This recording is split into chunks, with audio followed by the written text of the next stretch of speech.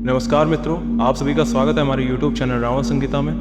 आज हम आप सभी को श्रीमद् भगवत गीता अध्याय 7 के बारे में बताने वाले हैं, जिसका नाम है ज्ञान विज्ञान योग।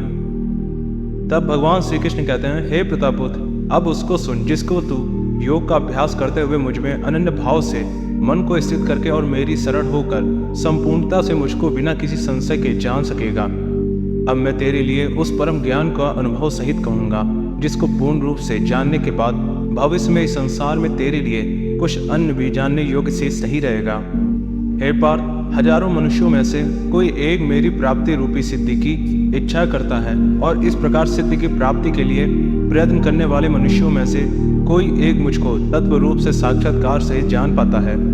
पृथ्वी, जल, अग्नि, वायु, आकाश, मन, बुद्धि और अहंकार, ऐसे यह 8 प्रकार के भेदों वाली तो मेरी जड़ स्वरूपा अपरा प्रकृति है। हे महाबाहु अर्जुन, परंतु इस जड़ स्वरूप अपरा प्रकृति अर्थात माया के अतिरिक्त अन्य चेतन दिव्य स्वरूप परा प्रकृति अर्थात आत्मा को जानने का प्रयत्न कर, जिसके द्वारा जीव रूप से संसार का भोग किया जाता है। हे अर्जुन, तू मेरी इन जड़ तथा चेतन प्रकृतियों को ही सभी प्राणियों के जन्म का कारण समझ, और मैं ही संपूर्ण जगत की उत्पत्ति और प्रलय का मूल कारण हूँ। हे धनंजय, मेरे अतिरिक्त अन्य कुछ भी नहीं है। जिस प्रकार माला में मोती धागे पर आश्रित रहते हैं, उसी प्रकार यह संपूर्ण जगत मणियों के समान मुझ पर ही आश्रित है। हे कुंती पुत्र, मैं ही जल का स्वाद हूँ, सूर्य तथा चंद्रमा का प्रकाश हूँ, समस्त वैदिक मंत्रों में ओंकार हूँ, आकाश में ध्वनि हूँ, और मनुष्यों द्वारा किए जाने वाला पुरुषार्थ भी मैं ही हूँ। मैं पृथ्वी में पवित्र गंध हूँ, अग्नि में ऊष्मा हूँ, समस्त प्राणियों में वायु रूप में प्राण हूँ, और तपस्वियों में तप भी मैं ही हूँ। हे प्रतापुत्र, तू मुझको ही सभी प्राणियों का अनादि अनंत बीज समझ। मैं बुद्धिमानों की बुद्धि और तेजस्वी मनुष्यों का तेज हूँ। हे वरश्रेष्ठ अर्जुन, मैं बलवानों का कामना रहित और अतिरिक्त रहित बल हूँ, और सब प्राणियों में धर्मानुसार अर्थात शास्त्रानुसार विषयी जीवन हूँ। प्रकृति के 3 गुण सत्वगुण, रजगुण, तम गुण से उत्पन्न होने वाले भाव, उन सबको तुम मुझसे ही उत्पन्न होने वाली समझ। परंतु प्रकृति की ये सभी गुण मेरे अधीन रहते हैं पार्थ, मैं उनके अधीन कभी नहीं हूँ।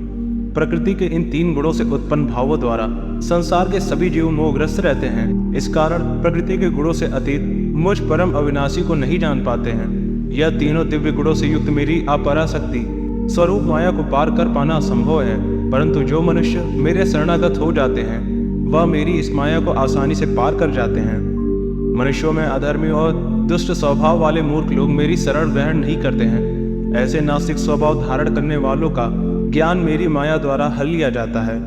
हे वरश्रेष्ठ अर्जुन, 4 प्रकार के उत्तम कर्म करने वाले, जिसमें सबसे पहला है दुख से छुटकारा पाने के लिए, दूसरा है धन संपदा चाहने के लिए, तीसरा है केवल मुझे जानने की इच्छा वाले, और चौथा है मुझे ज्ञान से जानने वाले।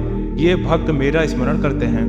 इनमें से वही ज्ञानी सर्वश्रेष्ठ है जो सदैव अनन्य भाव से मेरी शुद्ध भक्ति में स्थित रहता है, क्योंकि ऐसे ज्ञानी भक्त का मैं अत्यंत प्रिय होता हूँ और वह मुझे अत्यंत प्रिय होता है। यद्यपि ये चारों प्रकार के भक्त उदार हृदय वाले हैं, परंतु मेरे मत के अनुसार ज्ञानी भक्त तो साक्षात मेरा ही स्वरूप होता है, क्योंकि वह स्थिर मन बुद्धि वाला ज्ञानी भक्त मुझे अपना सर्वोच्च लक्ष्य जानकर मुझ में ही स्थित रहता है।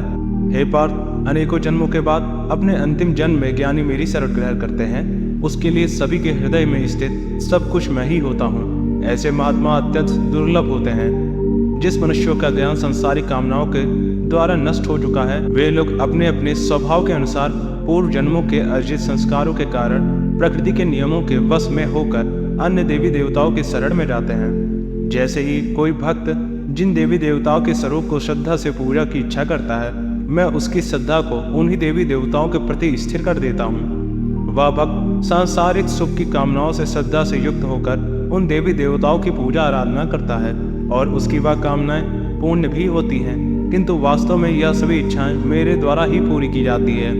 परंतु उन अल्प बुद्धि वालों को प्राप्त वह फल क्षणिक होता है और भोगने के बाद समाप्त हो जाता है।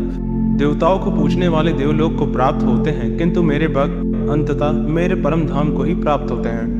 बुद्धिहीन मनुष्य मुझे अप्रकट परमात्मा को मनुष्य की तरह जन्म लेने वाला समझता है, इसलिए वह मेरे सर्वश्रेष्ठ अविनाशी रूप के परम प्रभाव को नहीं समझ पाते हैं।